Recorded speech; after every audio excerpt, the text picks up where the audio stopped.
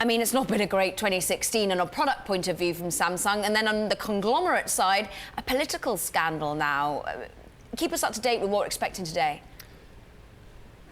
That's right. Yes, this has certainly taken a turn for the serious for Samsung. The focus of this investigation has been on President Park, and particularly her relationship with a friend of Ms. Choi in this influence peddling investigation. Prosecutors have been looking into donations that many of the large conglomerates in Korea have made to Ms. Choi and some of the foundations that she controls.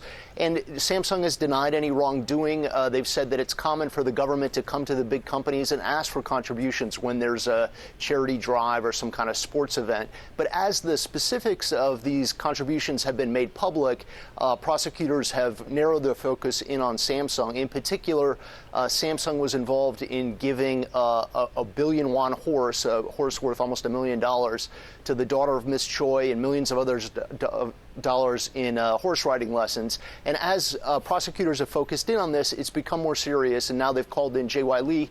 The surprise was that he was called in not just as a witness, but also as a suspect in this bribery investigation. Yeah, that really seemed to be coming as the surprise out of today. What does it actually mean for the leadership of Samsung if the de facto leader is embroiled in this? Well, it calls into question whether Samsung is going to be able to proceed with the succession that they've been planning for a long time. At this point, of course, prosecutors have not filed any charges.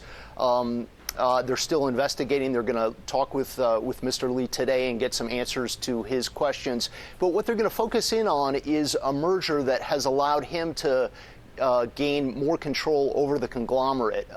In 2015, Samsung proposed merging a couple of their affiliated companies. It was a deal that was opposed by activist shareholders, including Paul Elliott Singer from the U.S. They said that the price being paid was too low and that this was going to give the family more control over the conglomerate. At that time, Korea's National Pension Service played a key role by voting in favor of the merger and helping it gain approval. So they're focused in on that and whether there was influence exerted on the pension service in that deal.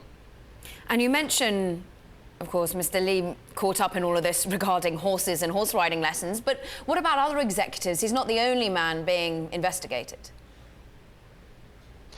He's not. When lawmakers were asking questions about this, there were the heads of 9 different conglomerates that were called in. They were asked questions about a number of different things. Those include the heads of Hyundai and Lotte and some other places. But now it looks like the focus is narrowed on Samsung. As the special prosecutors proceed here, they're going to move on to other companies. They're trying to dig out more details. But the fact that they're starting with Samsung puts them under the spotlight at this point. And what do we expect to hear today? And indeed, can you just illuminate a little bit on the timeline of things, whether and how much is given out to the press of what will be said today? Sure. Yeah, it's a complicated process. The hearings today the questioning today will not be open to the public. Special prosecutors will question Mr. Lee behind closed doors. Typically, the special prosecutors have been coming out. They've been giving press conferences afterwards, talking a little bit about what's going on. It's not clear what kind of details they're going to give out at this point, what they're going to disclose about what Mr. Lee said. But we should hear something later on today about what happened in the hearing.